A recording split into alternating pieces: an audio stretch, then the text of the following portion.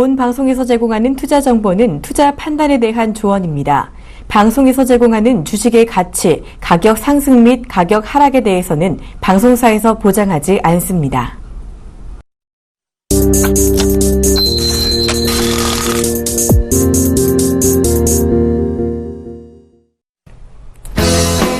네, 시청자 여러분 안녕하십니까? 대박플러스의 권혜인입니다. 저희 대박플러스에서 매일 저녁 7시부터 1시간 동안 국내 최고의 주식 전문가들의 관심 종목과 기법 강의를 만나보실 수 있습니다. 오늘도 도움 말씀 주실 두 분 모셨습니다. 김태훈 한용희 전문가님 모셨습니다. 안녕하세요. 안녕하세요. 안녕하세요. 네, 이 두 분 모시고 오늘 첫 순서로 오늘의 마감 시황 살펴봅니다. 코스피 지수가 외국인의 순매수 속에 상승 마감했습니다. 12일 코스피는 10.95포인트 상승한 1981.32로 장을 마감했는데요. 코스피 지수는 국제 유가 상승 소식에 1980선을 돌파했으나 외국인이 매수와 매도를 반복하면서 출렁였습니다. 시가총액 상위 종목은 대부분 상승했는데요. 삼성전자가 0.71% 올랐고 15일 1분기 실적을 내놓는 LG화학도 2.03% 상승했습니다. 코스닥 지수는 전날보다 0.44포인트 상승한 693.45에 장을 마감했는데요.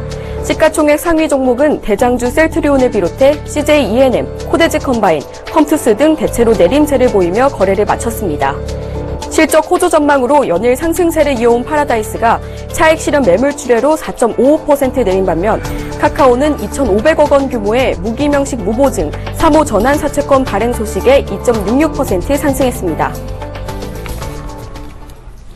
자, 이렇게 해서 5대1 시장 간단하게 살펴봤습니다. 저희 대박플러스에선 8명의 전문가들이 관심 종목을 놓고 매일 치열한 경쟁을 벌이고 있습니다. 과연 오늘은 어떤 전문가의 종목이 가장 높은 수익을 기록했을지 화면으로 만나보시죠. 3위는 한용희 전문가의 태웅이 14.6% 수익률을 기록했습니다. 2위 역시 한용희 전문가의 팅크웨어가 22.5% 기록했습니다. 마지막 1위는 김태훈 전문가의 한솔 CMP가 49%의 누적 수익률을 기록했습니다. 네, 종목 수익률 베스트 3 살펴봤습니다. 지금부터는 오늘 출연한 2명의 전문가와 함께 보유하고 있는 종목에 대해서 이야기 나눠보겠습니다.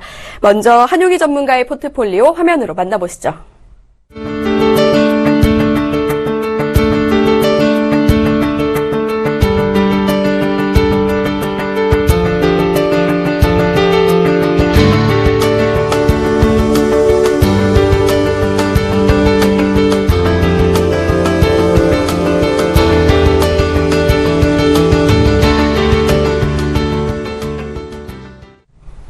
네, 한용희 전문가는 43%의 높은 누적 수익률을 기록하고 있습니다. 한용희 전문가님, 종목 리뷰 부탁드립니다.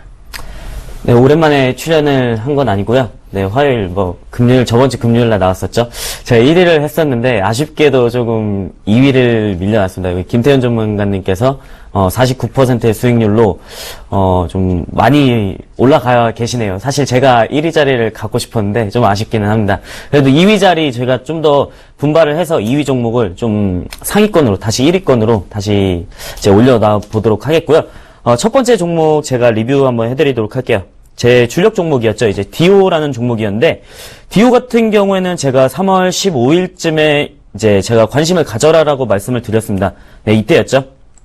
이때 제가 말씀을 드리고 나서 주가가 이렇게 우상향 추세로 쭉 뻗어 나갔습니다. 근데 이때 장대 양봉 떴을 때, 제 무료 방송 참여하신 분들은 분명히 이때 매도를 하셨을 거예요. 6만원권에서 매도를 꼭 하셔라라고 말씀드렸었는데, 6만원권에서 매도하신 분들은 한 38% 정도 이제 차익 실현을 하셨고요. 나머지 분들은 어제 기준으로 이제 제가 차익 실현가를 정해드렸었는데, 어제 기준으로 차익 실현을 모두 하셨습니다. 그 이후에 오늘 조금 급등이 나왔는데, 좀 아쉽지만 어제 기준으로도 20%의 수익률은 가져가실 수 있었어요. 그래서 제 방송 보신 분들은, 디오 같은 종목 잡으셨어도, 어제 조금 조정이 나오고, 이때부터 조정이 나왔어도 충분히 좋은 흐름 가져갈 수 있을 거다라고 말씀드렸고요. 그 다음에, 팅크웨어죠? 팅크웨어 지금 2위 종목인데요. 팅크웨어 역시 3월 25일 날 제가 방송에서 말씀을 드렸어요. 금요일이었죠? 금요일이었는데, 이때 이제 관심을 가져라라고 말씀드렸고요. 바로 이때 좀 횡보 장세가 이루어지면서 팅크웨어 역시 조금 지루한 흐름이 있었습니다. 하지만 실적 면에서 제가 400% 이상 영업이익이 될 것이다. 그리고 이제 2016년도는 수확식이다라고 말씀드렸었죠. 그래서 갑자기 매수세가 급하게 들어왔어요. 어때요? 거래량 또한 폭발적인 모습 보여줬죠? 여러분들 이런 종목 꼭 잡으시면은 여러분들의 계좌 좀 붉은색으로 갈 수 있습니다. 주목하셔야 돼요. 네, 세 번째 종목 제가 말씀드릴게요. 토비스 같은 경우는 조금 아쉬운 부분이 있습니다. 네, 토비스 같은 경우에는 지금 뭐 마이너스 9% 정도인데 사실 제 수익률에는 조금 아쉬운 부분이에요. 이 종목 같은 경우에는 제가 소폭 하락했지만 손절가를 9,500원 정도로 조정해드릴게요. 내일 이제 좀 미미한 변동폭이 있다라고 하면은 여러분들 과감하게 좀 손절하시면 좋을 것 같고요. 그다음에 우리네 마지막으로 우리네 한번 말씀드릴게요.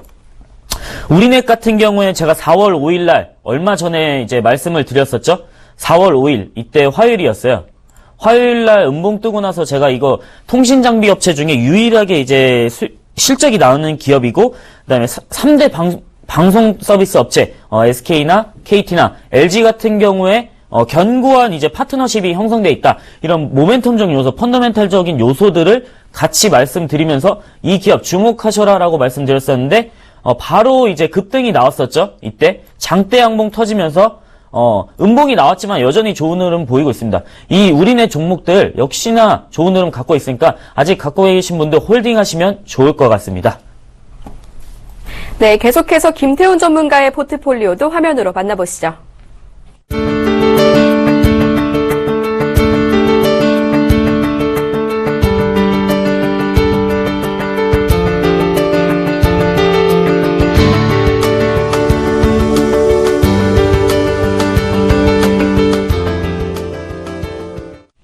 네, 한용희 전문가와 김태훈 전문가의 순위권 경쟁이 아주 치열한데요. 오늘 김태훈 전문가가 역전하면서 1위를 차지했습니다.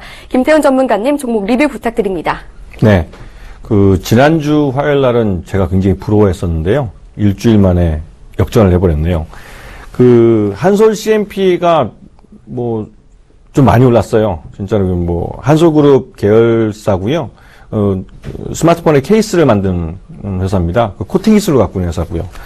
오늘 뉴스가 나왔는데, 삼성전자가 갤럭시 S7하고 S7 엣지를 판매한 지 한 달 됐습니다. 근데 판매량이 처음 예상했을 때 한 700만 대에서 약 한 800만 대 될 거라고 했는데, 지금 900만 대가 나왔습니다. 그러다 보니까 한솔 CMP도 역시 그만큼 많이 판매할 수 있는 기회를 가졌다는 것이고요. 그러다 보니까 이제 한솔 CMP가 앞으로도 실적이 더 좋아질 수 있다는 가능성 때문에 좀 급하게 많이 오르는 것 같습니다. 그런데 자기 주가를 찾아가는 과정이라고 생각 들고요. 그래서 아마도 한 25,000원, 지난번에 말씀드렸던 그 가격 정도는 충분히 갈 것 같고요. 그 이상에서 가격이 오버슈팅하는 거는 여러분이 알아서 판단하시길 바랍니다. 왜냐면 시장에서는 열광하면 사람들이 좀 오버하시는 분들이 많거든요. 그리고 다음에 보시면 이미지스 테크놀로지 굉장히 오늘 종가에 아쉬웠어요. 근데 2시 반부터 30분간 매물이 좀 나오면서 흘러내렸거든요. 근데 오늘 이 주가 흘러내리는 것을 좀 보고 이 종목을 싸게 살 수 있는 기회로 잡는 그런 공부를 좀 하시면 향후에도 장중에서 어떤 주가 변동폭이 있을 때 그걸 대응할 수 있는 방법을 좀 배우실 수 있을 겁니다. 그리고 코리아 오토글라스는 아마 수요일 날 지나고 목요일, 금요일 다음 주까지 해서 관심을 좀 가져보시면 아마 좋은 기회를 가질 수 있을 것 같고요. 제가 이제 관심 있게 말씀드리는 종목들을 보면 대부분 다 은근하게 이제 오릅니다. 그래서 초기에는 충분히 살 수 있는 기회를 드릴 겁니다. 그래서 너무 급하게 서둘지 마시고요. 주식 투자는 장거리 경기라고 제가 첫날 강의에서 말씀드렸습니다. 마라톤을 뛰시는 심정으로 페이스를 유지해 가시면서 시장에 접근하시는 게 수익률 관리에 좋으실 겁니다. 네, 두 전문가의 보유 종목에 대해서 이야기 나눠봤습니다. 계속해서 오늘의 첫 번째 기법 강의는 어떤 분이 준비하고 계신지 화면으로 만나보시죠. 오늘의 첫 번째 기법 강의는 기본부터 실전까지 매매 기법의 노하우를 알려드리는 한용희 전문가입니다.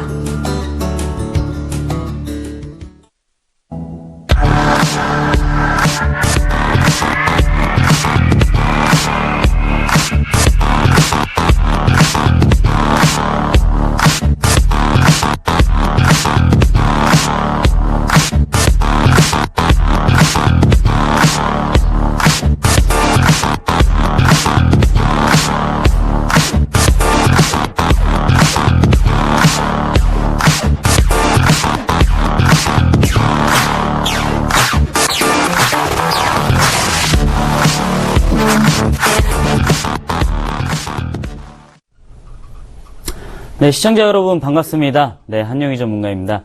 오늘은 조금 제가 아쉬운 부분을 좀 말씀 먼저 드리고자 하는데, 수익률 2위 전문가로 됐죠? 조금 아쉽습니다. 하지만 수익률은 저도 뒤지지 않습니다. 누적 수익률 현재 43%, 지금 한 4주차 정도 됐죠? 지금 서울경제TV 나온 지 한 4주차 정도 됐는데 43%의 누적 수익률 지금 기록하고 있고, 여전히 제가 김태현 전문가 추격하고 있습니다. 여러분들 제 종목들 항상 강의 끝나고 제가 드리죠. 종목들에 대해서.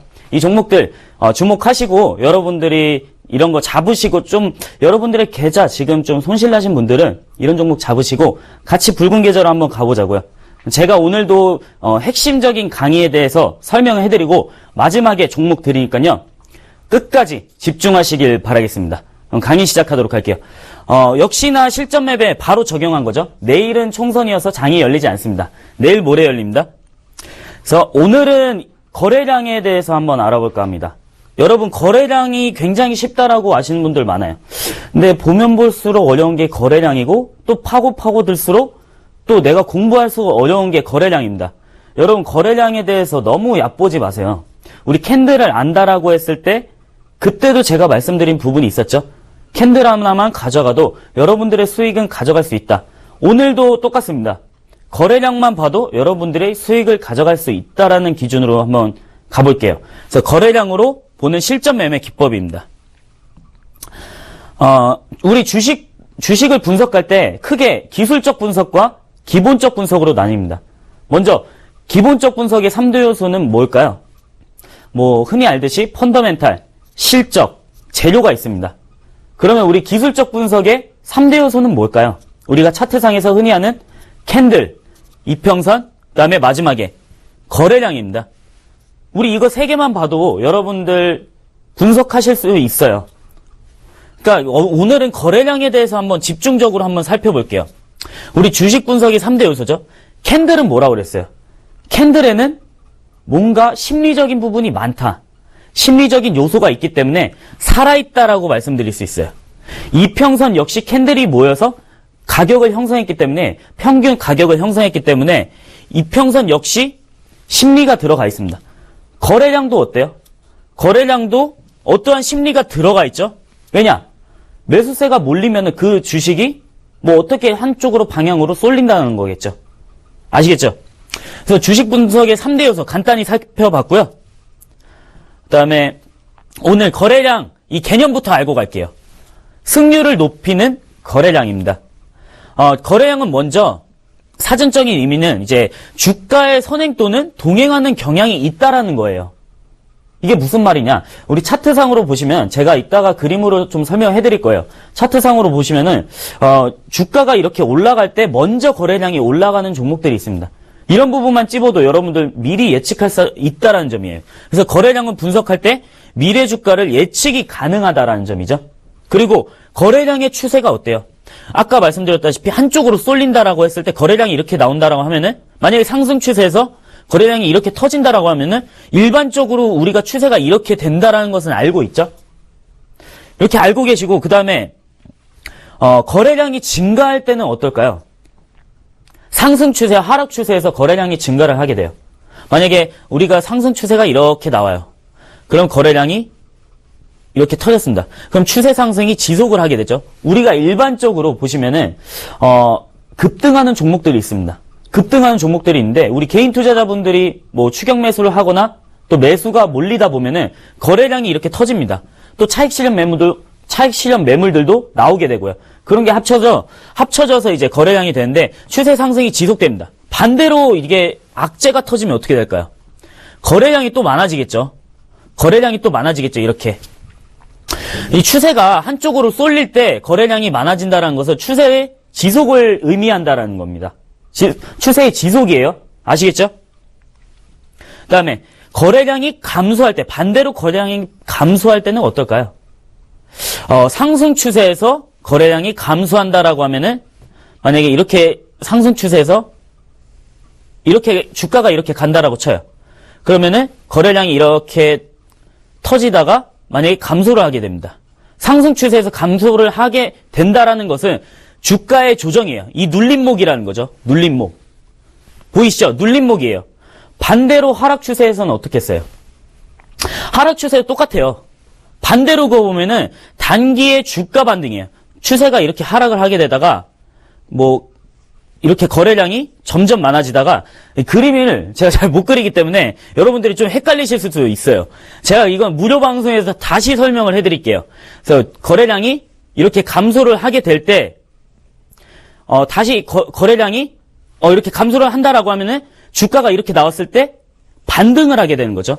그림이 잘 못 그리기 때문에 여러분들이 좀 오셔가지고 제가 이따가 다시 자세하게 좀 설명을 해드릴게요. 지금 이 펜이 지금 좀 잘 안 눌려가지고 잘 안 됩니다. 네, 그렇게 말씀드리겠고요. 그다음에 다시 한번 봐볼게요. 이제 주가와 거래량의 상관관계는 뭐냐? 먼저 주가가 상승을 할 때 거래량이 감소를 하게 된다라고 하면은 조만간에 주가 하락의 가능성이 높다라는 거예요. 이게 무슨 말이냐?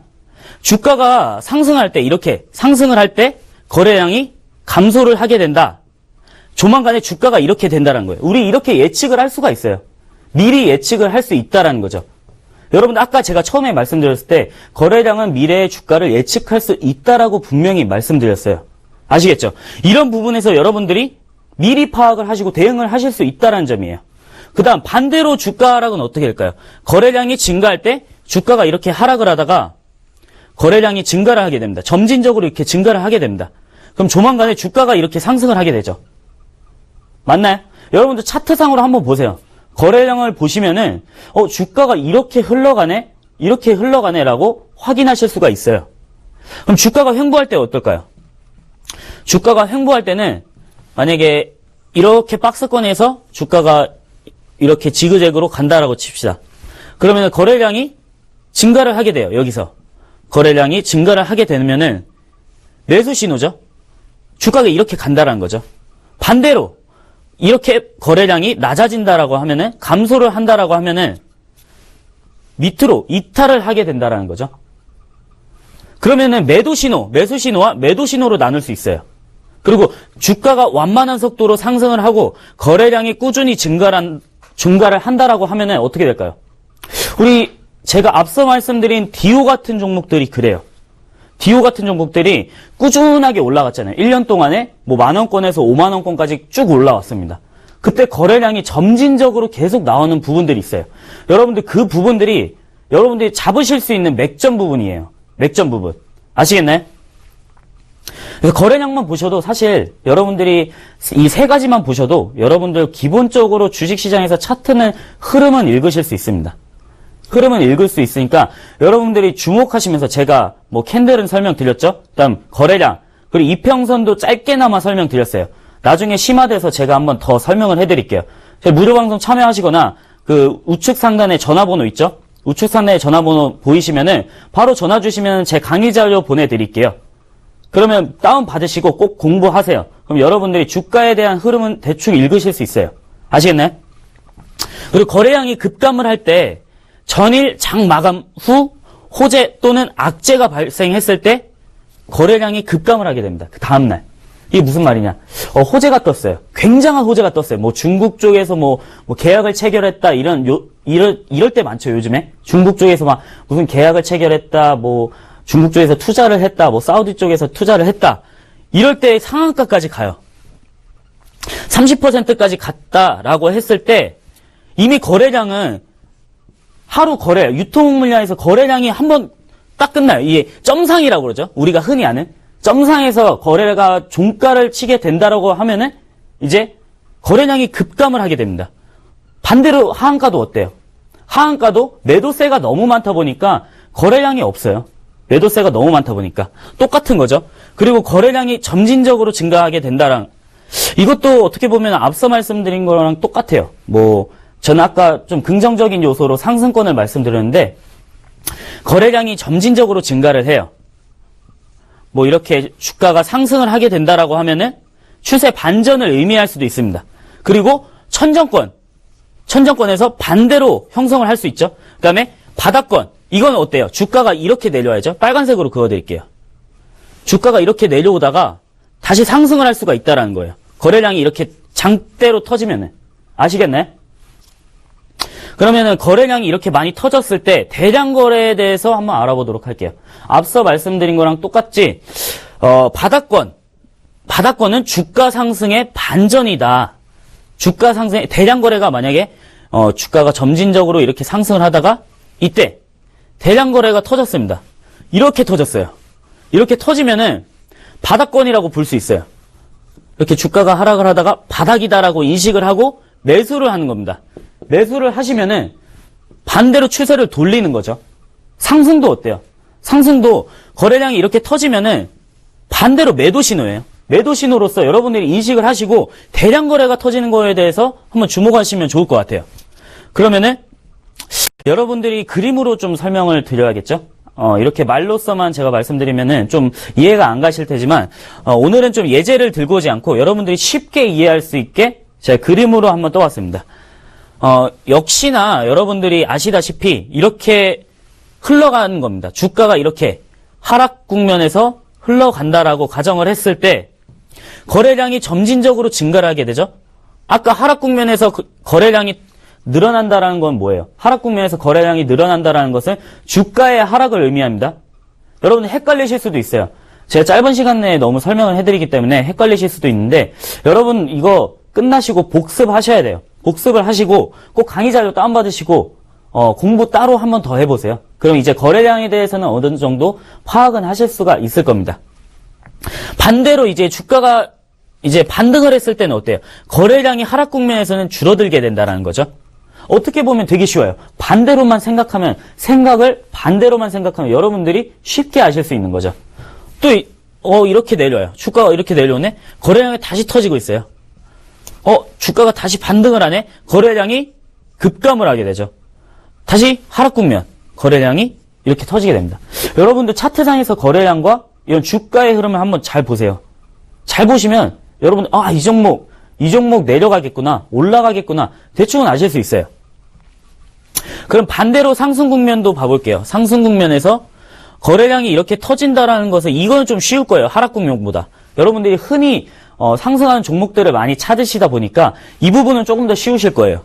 만약에 주가가 이렇게 상승을 한다라고 했을 때 거래량이 터지면 주가가 상승을 하게 됩니다. 일반적으로 아는 거죠.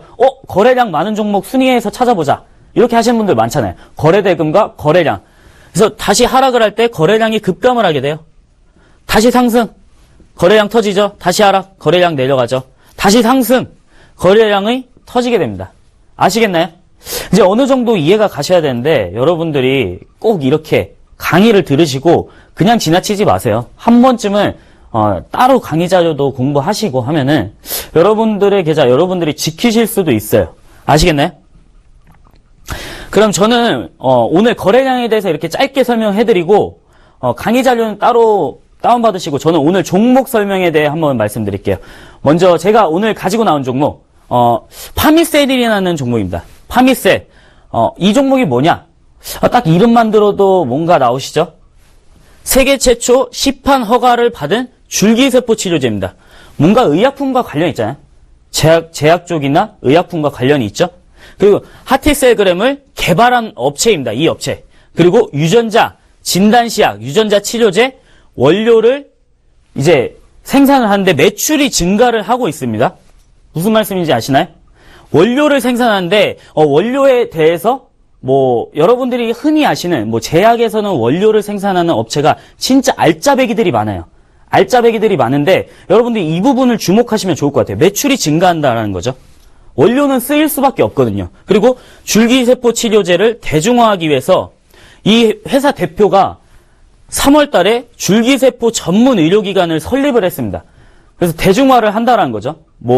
개인들도 일반적으로 좀 사용할 수 있게 좀 만들고 줄기세포에 대해 너무 진입장벽이 높게 가지 않는다는 거죠. 그리고 마지막으로 간 경변증 질환 치료제 셀그램 리버를 국내 3상 및 미국 임상을 준비 중입니다.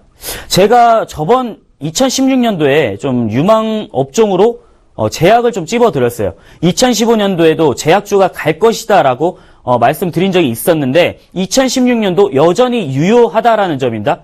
여러분 2015년도에 한미약품 같은 종목으로 수익 나신 분들 많으시죠?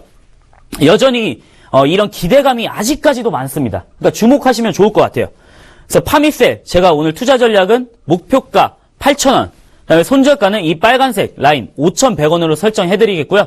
이 종목 꼭 주목하시면 좋을 것 같습니다. 그다음에 다음 종목 한국전자금융이죠. 한국전자금융 어디서 많이 들어봤는데 핀테크 관련주로 작년에 좀 핫했어요. 핀테크 관련주로서 핀테크의 대장주다라고 제가 예전에 이제 출연하기 전에는 말씀드렸는데 1분기 매출액이 463억, 전년 동기 대비 36%나 성장을 했습니다. 어마어마한 성장력이에요. 이런 금융주들이 36%나 성장한다라는 것은 어마어마한 성장이고 영업이익이 37억입니다. 작년 대비해서 얼마예요? 42%나 성장을 한다라는 점이죠. 이렇게 성장을 고성장 기업들을 잘 보셔야 돼요, 여러분들이.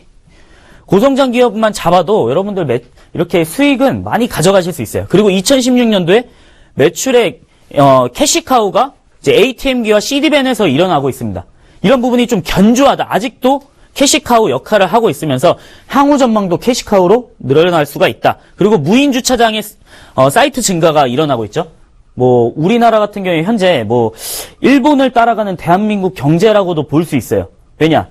일본의 성장 둔화로서 은행의 지점수가 굉장히 많이 감소를 했습니다. 대신에 ATM기는 굉장히 많이 늘어났거든요. 반면에. 근데 우리나라가 일본을 따라가고 있으면서 이런 절차를 밟고 있다. 그리고 국내 시장 포스 시장에서 1위 하는 업체 OK포스를 인수함으로써 빅데이터 시너지 효과가 굉장히 긍정적이다. 그리고 인터넷 전문을 설립하면서 이제 ATM기의 활용도가 굉장히 늘어날 것이다라는 점이죠.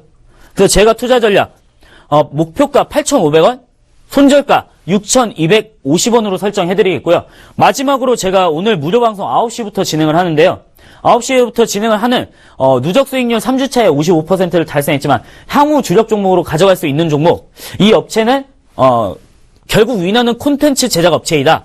비용 증가가 반드시 기업가치 하락을 의미하지 않는다. 비용 증가는 했으나 기업가치 하락은 하지 않거든요. 그리고 중국 미디어 산업에서 이 기업이 성장으로 이루어질 것이다. 저는 확신합니다. 그래서 이 업체, 중국 쪽에서도 인기가 굉장히 많은 업체로서 이런 차트가 나오고 있는데 저점 부근에서 여러분들이 매수를 하시면은 좀 수익권 많이 가져가실 수 있다라고 말씀드릴게요. 잠시 후에 9시에 저는 이 종목 공개해드리도록 하겠고요. 무료 방송 참여하시는 분들 우측 상단에 전화번호로 전화 주시면 될 것 같습니다. 저는 여기서 기법 강의 마치도록 하겠습니다. 감사합니다.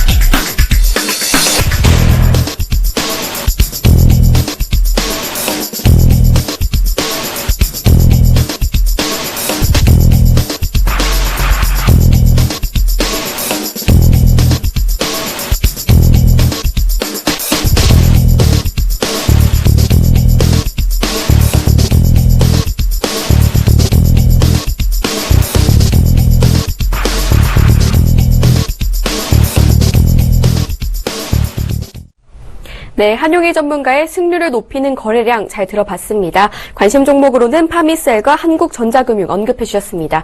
계속해서 두 번째 강의 이어갑니다. 두 번째 기법 강의의 주인공은 현명한 주식 투자를 위한 기본적 분석 심화 과정을 알려주실 김태훈 전문가입니다.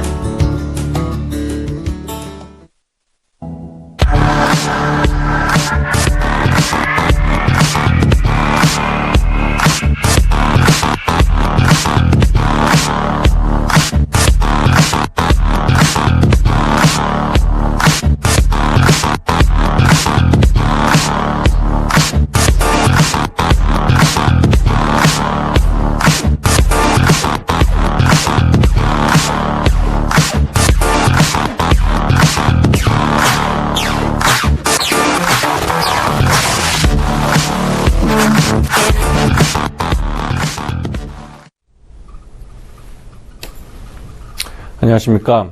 예, 강의 시작하겠습니다.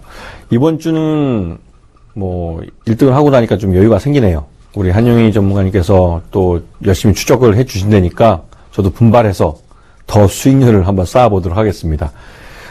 오늘 드리는 말씀은 종목 사례를 갖고 좀 강의를 좀 드리려고 하는데요. 기본적으로 저는 항상 여러분께 기본적 분석과 기술적 분석에 대해서 기준으로 실전 종목을 갖고 설명을 드렸습니다. 아까 조금 전에 한용희 전문가님께서 말씀하셨듯이 기본적 분석과 기술적 분석에 대해서 어떤 이론적인 방법을 충분히 이제 쉽게 전달해 주셨고요. 저는 그런 이론들을 갖고 실전 종목에 어떻게 적응을 해서 대응을 해서 실전에서 이제 수익을 낼 수 있는지 그 방법을 좀 알려드리려고 합니다. 지수 관련 대형주, 여러분들이 굉장히 많이 얘기 들었던 것들이고, 좀 실제로도 많이 투자하시는 종목일 거예요. 예전에는 2000년대 초반까지만 해도 코스닥보다는 거래소 쪽을 투자를 해야 제대로 된 투자가 대접을 받았는데, 요즘은 이제 중소기업, 벤처기업 투자에도 이제 큰 수익을 낼 수 있다는 걸 아시고, 그런 쪽으로도 많이 투자를 하시죠. 그래도 이제 여전히 좀 오랜 경험이 있는 분들은 거래소 쪽에 있는 지수 관련 대형주들이 그래도 신뢰감 있고 장기를 투자를 해도 수익을 충분히 줄 수 있는 그런 종목이라고 말씀을 많이 하십니다. 근데 과연 이런 지수 관련 대형주들이 장기 투자의 정석이다. 그리고 또 외국인 투자가와 기관 투자가들이 매매를 하는 종목들이 또 그런 지수 관련 대형주로서 신뢰감이 있다. 또 실적이 안정적으로 꾸준히 나와서 주가 변동폭이 적다. 그래서 안전하다. 이런 통설이 있습니다. 이런 부분에 대해서 아닌 부분도 있고 그런 부분을 인정할 수 있는 부분도 있고 단 한 종목에서 그런 현상이 나타납니다. 그 예를 들어드리겠습니다. 그럼 지수 관련 대형주를 투자하는 시기는 언제가 좋을까요? 기본적으로 실적이 점점 좋아져서 말 그대로 기업의 외형이 성장하는 그런 호황기에 투자하는 게 가장 유리하십니다. 그리고 외국인과 기관 투자가들은 실적이 좋아지는 이 회사를 미리 사전에 방문도 하고 또 기업에 대한 레포트도 받아보면서 그 기업이 성장하고 있다는 걸 확인하고 거기에 투자를 합니다. 점점 더 투자 규모를 늘리겠죠. 그러면 당연히 거래량이 늘어날 거고요. 그러면 차트는 우상향할 겁니다. 그런 시기에 가치 투자를 해야 됩니다. 그리고 이런 투자를 결정할 때 개인 투자자들 여러분이 물론 너무 거창하기도 하지만 그 회사의 CEO가 굉장히 중요한 역할을 합니다. 나의 돈을 말 그대로 이제 시장을 통해서 투자를 하는 거지만 그 돈을 받아서 진짜 요긴하게 잘 기업 경영할 때 쓸 건지 이런 부분을 좀 여러 가지 객관적인 보도 자료나 아니면 지인을 통해서든 확인했을 때 그런 책임감 있는 CEO인지 그리고 무엇보다도 책임감이란 결국 도덕성이죠. 도덕성이 있는 CEO인지 그런 경영진들, 이사회, 특히 큰 회사 같은 경우는 이사회에 있는 보드들이 굉장히 중요합니다. 근데 우리 한국은 좁아서 이제 한 달이 건너면 두세 달이 건너면 알만한 분들이더라고요. 그리고 그런 회사가 그런 보드를 차지하고 있는 경영인들이 경영하는 그런 회사는 말 그대로 기업 실적이 계속 좀 좋아질 수가 있죠. 좋아지든 나쁘든 하여튼 어떤 결과는 나올 겁니다. 경영에 대한 결과는 나올 거고 그 결과가 바로 그 경영진들의 능력의 바로미터가 되겠죠. 그리고 여기서 가장 또 잘 명심하고 좀 살펴보고 그게 또 이제 투자가의 눈이 될 건데요. 그런 부분은 좀 많은 경험이 좀 필요하긴 합니다. 바로 경영진의 실익과 이 상장사의 실익이 서로 이해상충의 관계가 발생하는 때가 있습니다. 우리가 좀 여기서 이제 말씀드리고 있지만 재벌 경제라는 말을 하시지 않습니까? 가끔가다 요즘 갑질 논란도 있고 재벌 오너 일가들이 무슨 가끔가다 보면 횡령이나 배임 배임 이런 걸로 법정에 쓰는 모습을 불미스러운 일로 하여튼 뉴스를 통해 보시는 경우가 있습니다. 이런 경우가 바로 오너의 경영진의 이익과 이 법인 상장사의 이익이 이해상충하는 때입니다. 그리고 그것은 바로 우리 같은 소액 투자자들의 이익과도 또 상충되는 부분이 있고요. 포스코의 사례를 들겠습니다. 근데 혹시라도 만약에 또 요즘에 또 내일 총선이 있고 또 말 그대로 오해하실까봐 어떤 다른 정치적 의도가 없는 것이니까 그런 오해는 하지 마시고요. 단순하게 우리 많이 알려져 있고 여러분 모두가 너무나 잘 아시고 또 뉴스화 됐고 그래서 말씀드리기 쉽고 또 한 종목 안에서 그 회사의 어떤 기본적인 펀더멘털이 나빠지면서 주가가 하락했고 또 그런 것들을 뭐 구조조정을 통해서 개선하는 과정에서 주가가 다시 반등하는 이런 모습을 다 보여주고 있기 때문에 이 종목을 선택했습니다. 그 전 회장이신 정준양 전 회장님 처음 2008년도에 선임이 되셨죠. 그때 회장님이 되셨는데 그때 회장님 선출할 때도 불미스러운 뉴스가 많이 나왔습니다. 벌써 회장이 선출할 때부터 포스코는 국민주를 통해서 이게 민간 회사가 됐다고 하지만 여전히 그 회장 선출에 있어서는 정부의 입김이 작용을 했던 것이고요. 그렇게 해서 정준양 전 회장님이 이제 회장이 되셨죠. 되고 나서 2008년도 이후로 그 2008년도에 35개의 회사였던 그 그룹사를 이루는 계열사들이 35개였던 그 포스코가 2012년에는 무려 72여 개 자회사를 거느린 대그룹이 됩니다. 그런데 그 중에서 돈 벌고 있는 그 회사는 거의 없죠. 네. 진짜 부실해졌습니다. 포스코마저도 그 부실해졌으니까요. 나중에 보여드리겠습니다.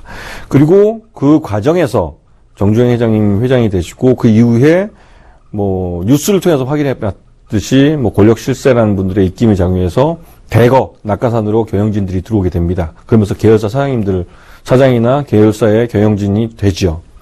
그러다 보니 회사의 전문력, 이 철강회사라는 그 전문성을 살지 못하고 이 배가 우리가 일반적으로 뭐 사공이 많으면 산으로 간다고 하지 않습니까? 진짜 산으로 가버렸습니다. 아주 골로 가버렸죠.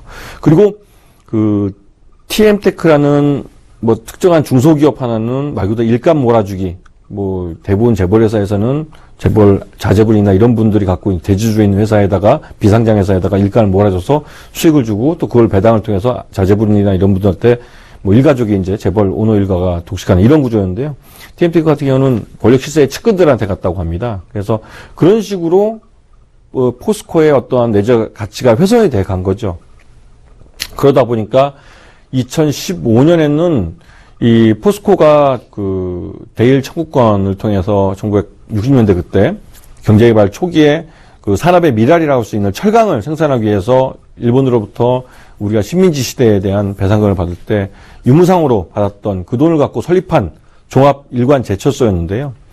그리고 나서 한 번도 저희들은 적자를 본 적이 없습니다. 그만큼 포스코를 운영하시고 있는 분들은 굉장히 책임감을 갖고 열심히 일을 하셔서 수익을 내셨고 그런 공기업이 나중에 국민주의 형태로 민영화된 것이지요. 그런데 2015년도에는 설립 이후로 처음으로 적자를 냈습니다. 그 결과는 아마도 이런 부실한 경영의 끝이겠죠. 그 차트를 보시면 2010년 1월 2일부터 그 2016년 4월까지 차트이십니다. 보시면 전체적으로 내려가고 있는 걸 느끼실 수 있을 거예요. 굉장히 오랜 기간, 장기간 투자하셨다면 장기간 손해를 보셨을 겁니다. 그 이유가 2008년도에 2007년도에 무슨 일이 있었는지 그거 먼저 잠깐 얘기할게요. 워렌 버핏이라는 분이 이 포스코에 투자를 하셨습니다. 워렌 버핏 너무 잘 아시죠? 버크셔 해더웨이 회장이시고 미국에서도 오바마의 현이라고 부를 만큼 주식 투자로 장기간 동안 아주 큰 수익을 내신 부자입니다. 전 세계 2위 부자고요. 근데 그분이 개인적으로 해외에 투자하는 5개 그 기업이 있는데 그 5개 중에 한 회사가 포스코였습니다. 2007년도에 그 평균 단가 15만 원에 매수했다고 하더라고요. 그런데 그 이후에 15만 원 했던 주가가 55만 원까지 올라왔습니다. 그만큼 포스코가 대단한 회사였고 진짜 우리 국민주의 형태로 그때 민영화된 상태였지만요. 대단한 회사였죠. 근데 그 이후로 2010년, 11년 이후로 55만 원 정점을 기점으로 해서 내려오기 시작합니다. 그 과정에서 그 부실 자회사들이 많이 늘었고요. 그다음에 아까 말했던 그런 그 다른 어떤 경제 외적인 요인에 의해서 일감 몰아주기 같은 다른 그런 기업의 수익이 빠져나가게 됐고요. 그러다 보니 기업 가치가 훼손될 수밖에 없습니다. 그런 기본적인 내용들을 뭐 살펴보신다면 그 내용의 결과는 바로 이 손익계산서에 나와 있습니다. 매출 외형도 지금 보시면 줄어들고 있을 뿐더러 나중에는 2015년도에는 60조를 깨고 내려왔죠.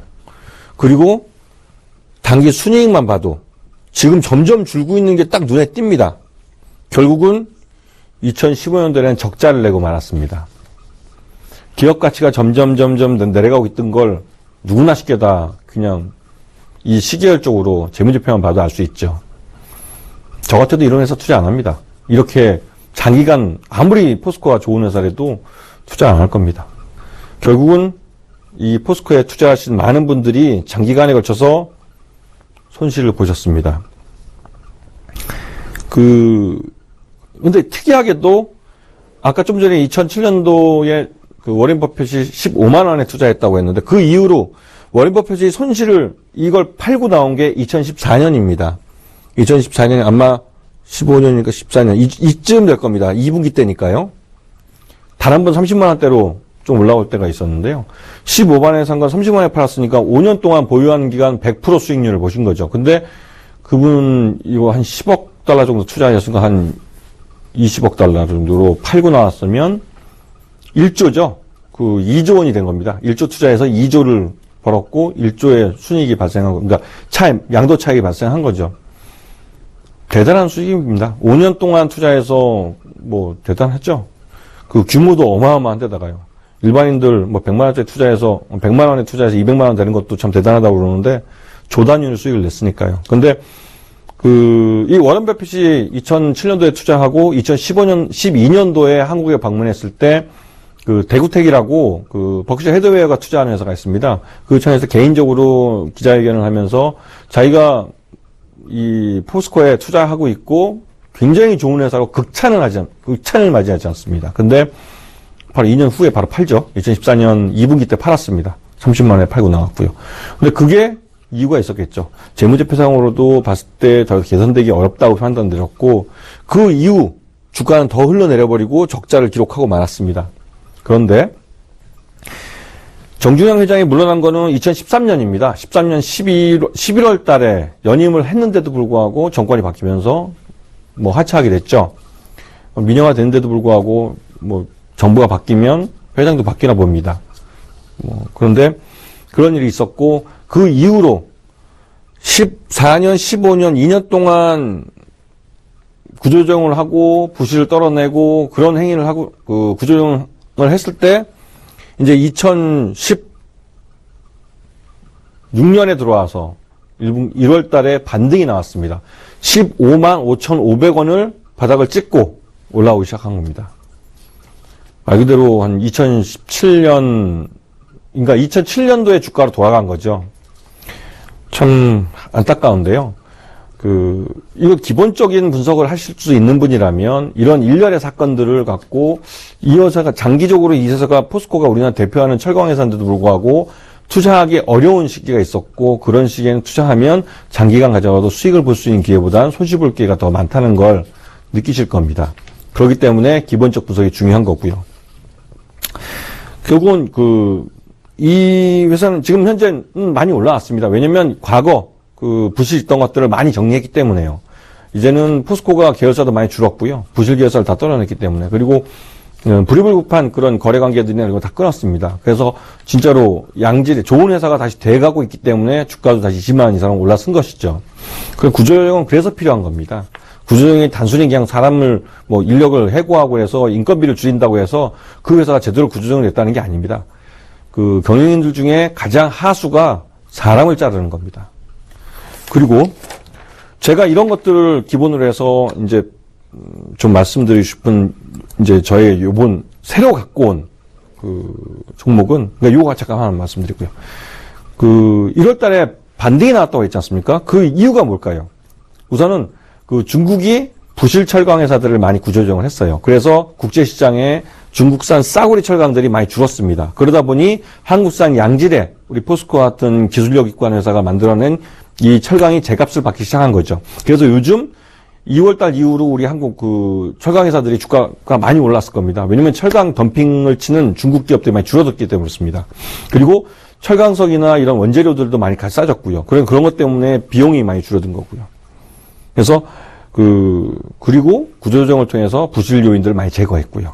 이런 요인 때문에 주가가 오르는 겁니다. 그렇다면 기본적 분석을 봤을 때 충분히 된 거고요. 이제는 15만 5,500원이라면 서울 만한 가격으로 판단이 되니까 매수를 하셨겠죠. 그리고 나서 주가는 20만 원까지 올라왔습니다. 오늘 제가 갖고 온 종목은 두 가지입니다.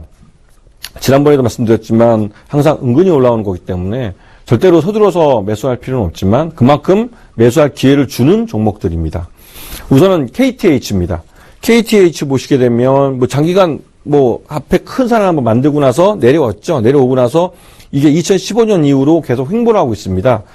횡보한 원인은 주가가 실적이 좀 아쉬운 면도 있었지만 작년에는 사상 최대 실적을 매출액에서 거뒀습니다. 그리고 순이익이랑 영업이익은 조금 약간 부족했죠. 하지만 이제는 좋아질 겁니다.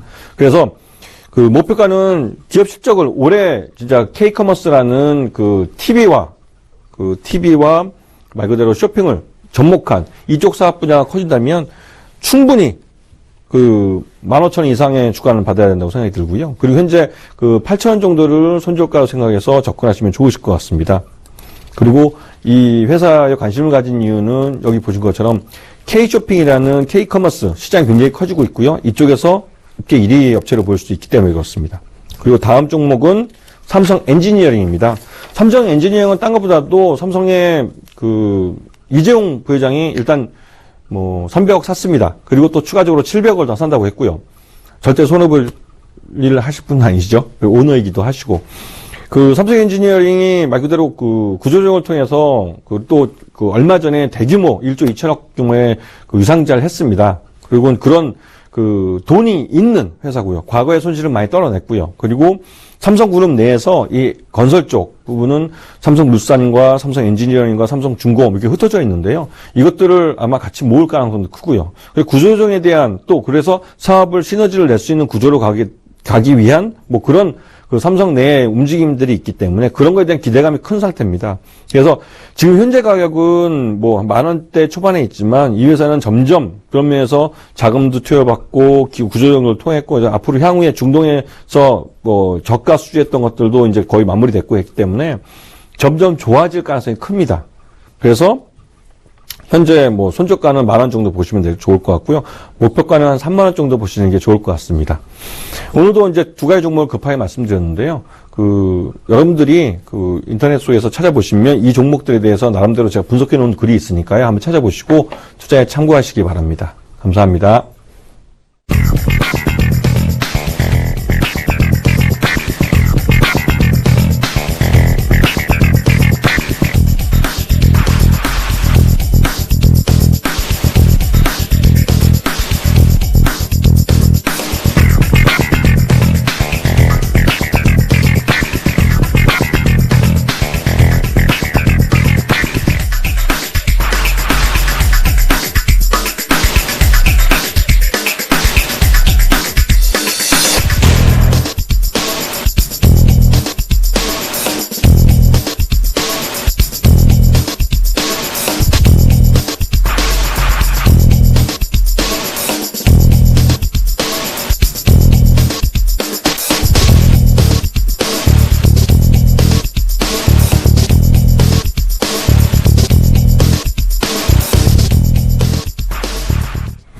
네, 김태훈 전문가의 실전 투자 과정 잘 들어봤습니다. 관심 종목으로는 KTH와 삼성 엔지니어링 언급해 주셨습니다. 오늘 출연한 두 명의 전문가가 제안하는 관심 종목과 기법 주목하시면 좋을 것 같습니다. 저희 대박플러스에선 방송에서 하지 못한 이야기를 위해 무료 공개 방송을 준비했습니다. 한용희 전문가님, 무료 공개 방송 있으시죠? 네, 잠시 후 9시부터 10시까지 제가 앞서 말씀드린 종목에 대해서 이제 공개를 해드리겠고요. 내일 잠깐 시간이 좀 잘못 나왔는데, 내일 오후 11시 이제, 저희 대박플러스 출연진이 다 함께 모여가지고, 이제 릴레이 방송을 하게 됩니다. 이제 무료 릴레이 방송인데, 이쪽 우측 상단에 전화번호 주시면요, 내일 오후 8시부터 진행을 하니까요, 저는 11시부터 12시까지 있습니다. 꼭 참여해 주시면 내일, 그리고 내일 모레 있는 장 대비하실 수 있을 거라고 생각하고 있습니다. 네, 한용희 전문가의 무료 공개 방송 잠시 후인 밤 9시부터 진행되니까요. 많은 관심과 참여 부탁드립니다. 저희 대박 플러스 준비한 순서는 여기까지입니다. 어느덧 총선이 하루 앞으로 다가왔는데요. 총선에 대한 불확실성이 사라지면서 우리 시장 다시 상승하길 기대해봅니다. 저희는 목요일 이 시간에 다시 찾아뵙도록 하겠습니다. 시청해주신 여러분 고맙습니다.